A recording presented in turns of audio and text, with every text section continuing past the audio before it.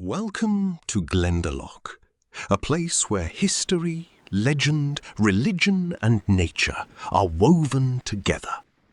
Nestled deep within the Wicklow Mountains, in one of the most beautiful valleys in Ireland, lies the ancient monastic settlement of St. Kevin's Monastery, better known simply as Glendalough. The name comes from the Irish Gleann Dá Loch, meaning the Valley of the Two Lakes, and for nearly 15 centuries this quiet valley has been a place of prayer, learning, pilgrimage and reflection.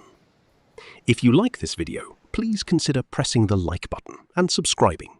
It really helps developing the channel. Long before Ireland became a modern nation, long before castles and cities rose across the island, this valley was already known as a sacred place. What began as the solitary retreat of a hermit monk eventually grew into one of the most important religious centres in medieval Ireland. Today, the ruins of the monastery stand surrounded by forests, mountain slopes, and lakes carved by ancient glaciers. The stone churches, graveyards, and the famous round tower remain as reminders of a spiritual world that shaped Ireland for centuries. The Valley of Glendalough lies in what is now County Wicklow, often called the Garden of Ireland because of its landscapes of mountains, lakes, forests and rolling hills. Geologically, this valley is the result of the last ice age.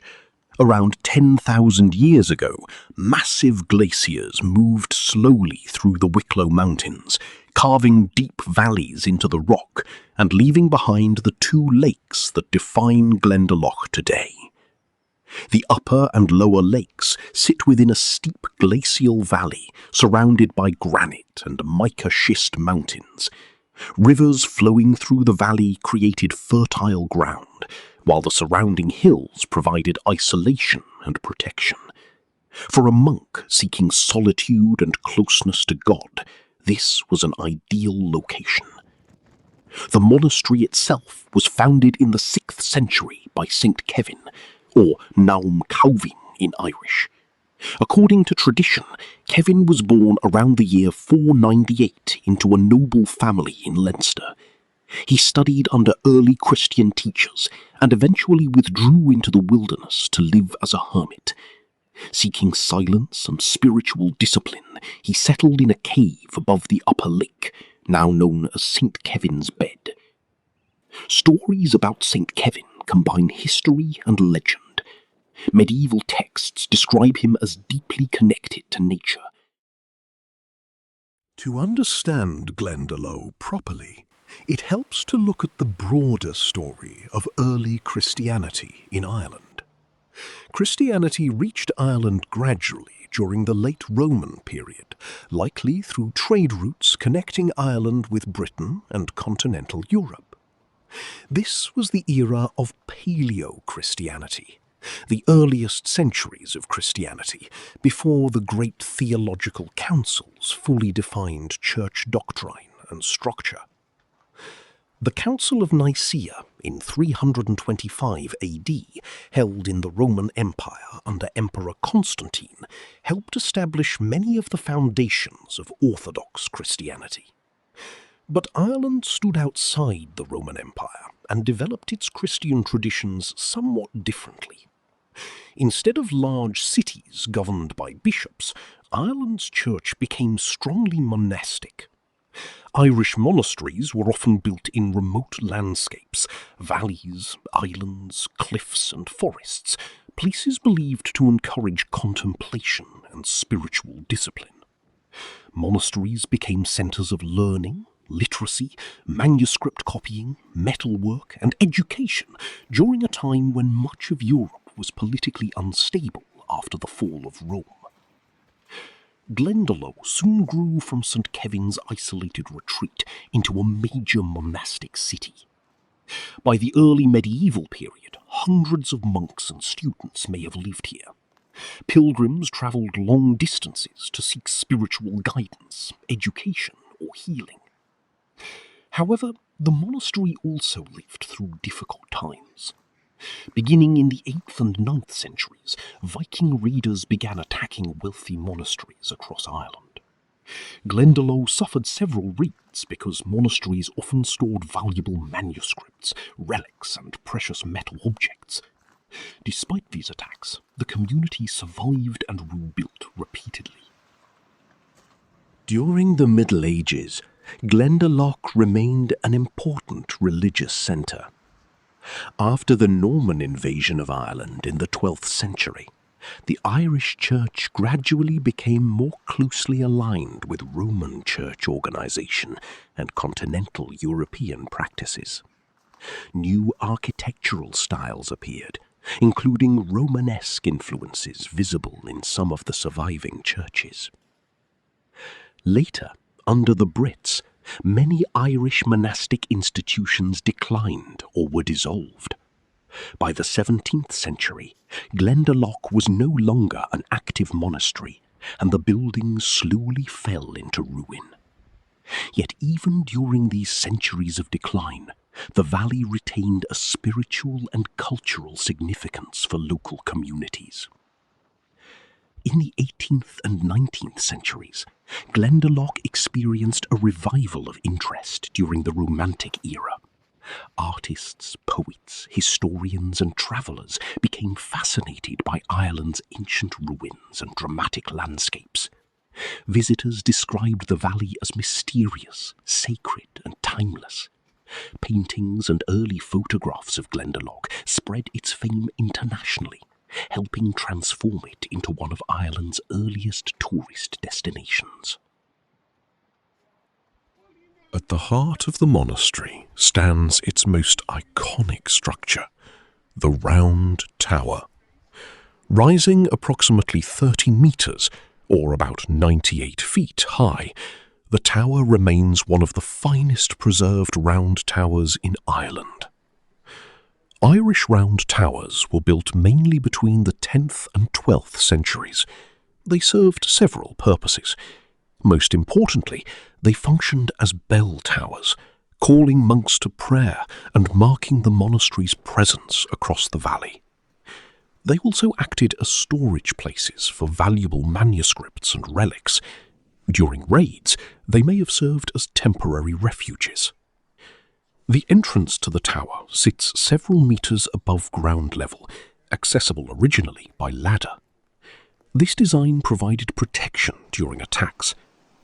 Constructed from local mica schist stone, the tower narrows elegantly toward the top and still retains its conical cap, something many Irish round towers have lost over time. Despite centuries of storms and conflict, the structure remains remarkably intact and has become a symbol not only of Glendalough, but of early Christian Ireland itself. Nearby stands the Cathedral of St. Peter and St. Paul, the largest church within the monastic complex.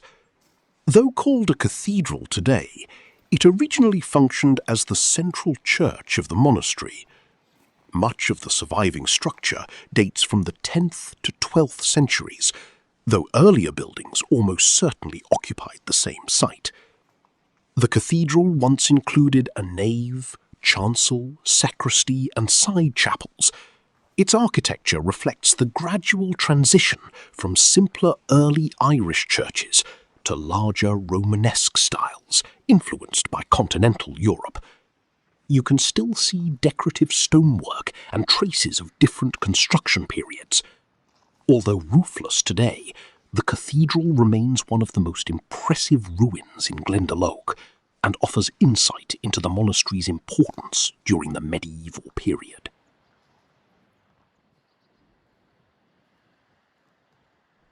Another famous structure is St. Kevin's Church, often nicknamed St. Kevin's Kitchen. The nickname likely came from the small bell tower, which resembles a chimney, though the building was never used as a kitchen. This church is especially remarkable because it still preserves its original steep stone roof, an extremely rare survival in Ireland. Dating probably from the 12th century, The church combines older Irish building traditions with Romanesque architectural influences.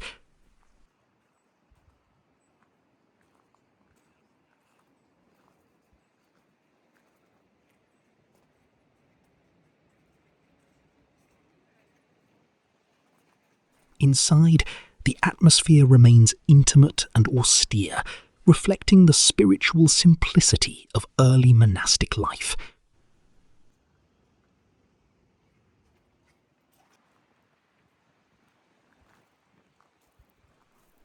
The small bell tower rising above the western end may have been added later. The tower stands 3 stories high and is accessed from the upper croft chamber of the church roof. The 4 bell-story windows face the cardinal points, and the 2 windows in the story below face east and west. Over the centuries, St. Kevin's Church became one of the most photographed and recognisable buildings in Ireland. The priest's house, located near the round tower within the graveyard, is a smaller but fascinating structure. Dating mainly from the 12th century, it likely served as a mortuary chapel or a place for storing relics. The east end of the building is adorned with a decorated arch and a small splayed carved Romanesque window, which makes it architecturally significant despite its modest size. During 19th century restoration work, large quantities of human remains were reportedly found inside, which helped give the building its modern name. Some theories suggest that it might have been erected over the grave of St. Kevin himself, or just housed some relics of the saint. This structure was almost completely rebuilt using the original stones. The reconstruction was based on a sketch that the Dutch draughtsman Gabriel Berenger made in 1779. As centuries passed, Glendalough became more than a religious site. It became a symbol of Ireland's ancient heritage. During the 19th century, improved roads and the growth of interest to the past brought increasing numbers of visitors to County Wicklow. Writers and artists portrayed Glendalough as a romantic landscape where ruins and wilderness existed together in harmony. By the 20th century, the Irish state began major preservation efforts to protect the valley and its monuments. Archaeological excavations uncovered new information about the monastery, while conservation projects stabilized many of the surviving structures. Today, Glendalough is one of Ireland's most visited heritage sites. Yet despite its popularity, the valley still retains an atmosphere of peace and reflection, especially in the early morning or late evening, when mist hangs over the lakes and the mountains fall silent. For modern travellers, Glendalough is relatively easy to reach from Dublin, located about 50 kilometres to the south. The journey by car usually takes around an hour and a half, depending on traffic. Bus tools and seasonal public transport services also connect the valley with Dublin and nearby towns. The best times to visit are usually spring and autumn, when the landscape is colourful and visitor numbers are smaller.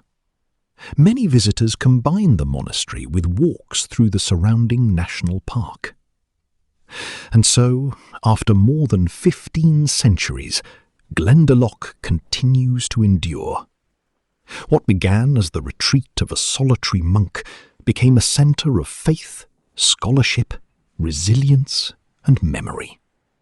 Through Viking invasions, medieval change, 800 years of occupation and colonisation, decline, independence, rediscovery, and modern tourism, the valley has never entirely lost its spiritual character. Today, whether visitors arrive as historians, pilgrims, hikers, photographers, or simply travellers searching for beauty and quietness, Glendalough still offers something timeless, a rare connection between Ireland's ancient past and the living landscape that surrounds it. Thank you for joining for this tour to this magnificent site. If you liked the video, please consider pressing the like button and subscribing. It really helps developing the channel.